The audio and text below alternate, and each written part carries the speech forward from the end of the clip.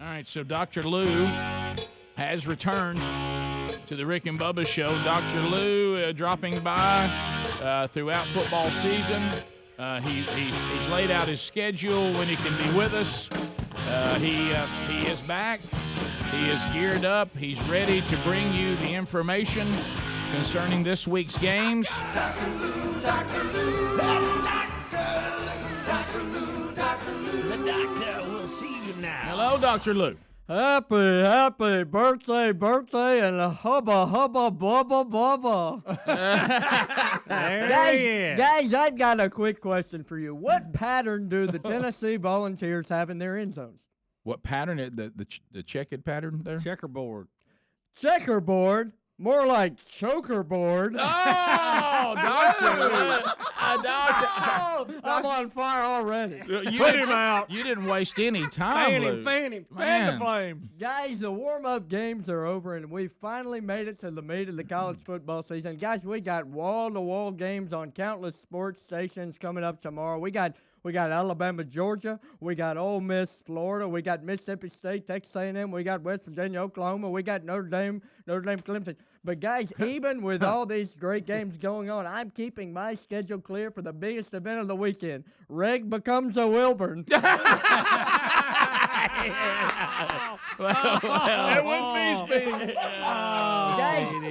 Guys, have you seen Reginald's talent on the football field? I have not. Guys, he's a 5-star for sure. He is. 5-star. He is. The Willie Bowl, I mean. Yeah. Well, Helms is going to hate him. He went and hid from it was quite a game.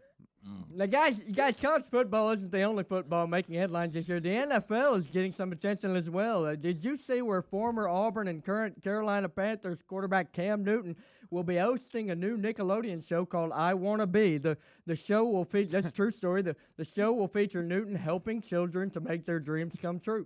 And I don't know if I'll tune in the whole season, but a couple of episodes definitely look pretty interesting.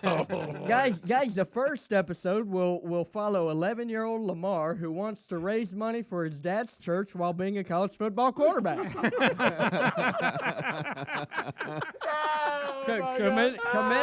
Commendable venture, especially for such a young kid. Guys, if that episode doesn't pique your interest, you'll want to tune into the season finale, which will document 7-year-old Charlie's journey to successfully throw a laptop out of a window. Oh, that's a good Lou. My goodness. Downloading the hard drive. Oh, Lou is coming He here is. sharp Well, today. he's isn't he? fiery. Huh? Speaking of the pros, and I know you guys saw this, but this season the NFL has made Sarah Thomas the first female official in league history. You guys saw this. So far, things are going well, but players are still nervous about a woman refereeing a man's game. Right, yeah. They're worried that she will throw flags to remind them about mistakes they made last week. Oh, goodness. You should have saved that for last. That might have been your outro. It probably was. That is all.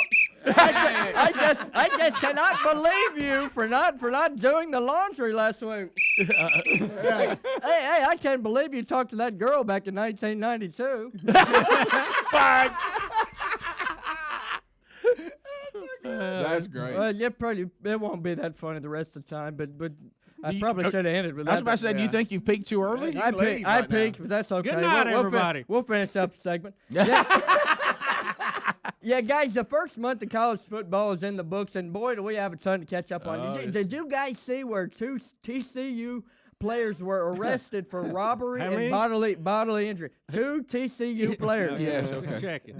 They're arrested for robbery and bodily injury. The 2 Horned Frog players were accused of kicking and punching another TCU student and stealing a case of Keystone Light. And guys, I can't tell you how disappointed I am in these young men from Texas Christian for their poor taste in beer.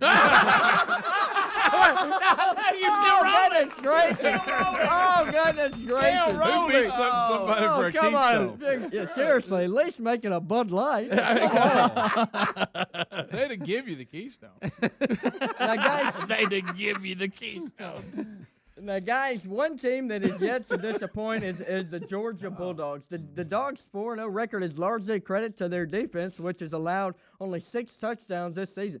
Even Nick Saban is concerned and has hinted that he might have to make some changes if Saturday's game doesn't go well. Really? And, guys, Lane Kiffin is understandably nervous about having offensive success at Georgia this week. In fact, Kiffin is driving his own car to Athens this weekend just in case he gets stranded in the parking lot again. I'll drive myself. I got it. Fool me once, shame on you. Fool me twice, shame on me. That's that saying they have in Texas. Probably got it in Tennessee. That's exactly right. Speaking of weak starts, how about the Auburn Tigers? Oh, wow. Guys, the offense lacks Gus Malzahn's typical Auburn fast identity, and the defense has more holes than Will Muschamp's underwear. And overall, things on the Plains are just are even nastier than Will Muschamp's underwear. But guys, never fear. Gus assured me that his team is in fact starting to find itself. Really? Yeah, I when I asked him about his team's identity, he told me, and I quote, Auburn football's identity hasn't changed in 2015. We will continue to focus on 2 words, video board. Video board. Man, look at that video board. Oh, man. Hey, guys, when you get a little down, look at our video board. You wish the highlights were a little better. That's right. It's not a lot of numbers up there, but have a look anyway. That video board is broken. It just keeps showing highlights of the other team. Guys, Run that 2010 stuff again. seriously, let's see some Cam Newton in a 190-foot television. Guys, we can't talk about Auburn without talking about poor Jeremy Johnson. Before the season started, Auburn's quarterback was one of the Heisman favorites. I know you guys know this. Unfortunately, countless interceptions has not only tanked Johnson's campaign, but also cost him his starting quarterback position on the roster. Well, I hated for Jeremy Johnson. It's very difficult to spiral out of contention after being the front runner. Good news is Jeremy has connected with Hillary Clinton for support. Wow. Went political. Wow. Went political. Little Hillary. Guys, speaking of front runners, how about the new unanimous favorite in the Heisman race? That's right, Leonard Fournette. Guys, this kid is a freak of nature. This LSU running back. I'm sure everyone saw how Fournette started his rise to fame with a 228-yard, 3-touchdown performance against the Auburn Tigers. And, guys, he's been running ever since. Fournette, guys, he's only a sophomore. He won't be eligible for the NFL draft this year, but he's not worried. He's already lined up an off-season contract with, of all people, the Mexican government. Did you hear about that? Yes, that's right. For what? That's right. They figure he can bust a hole in Trump's wall and give free piggyback rides across the border. Arriba, ándale. Today, I'm very proud of myself. Oh, that's good.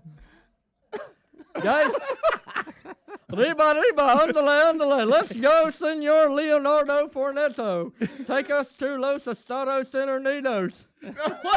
We want to see El Baton Rouge. Guys, that's all I got. Dr. Lou, well done. Wow.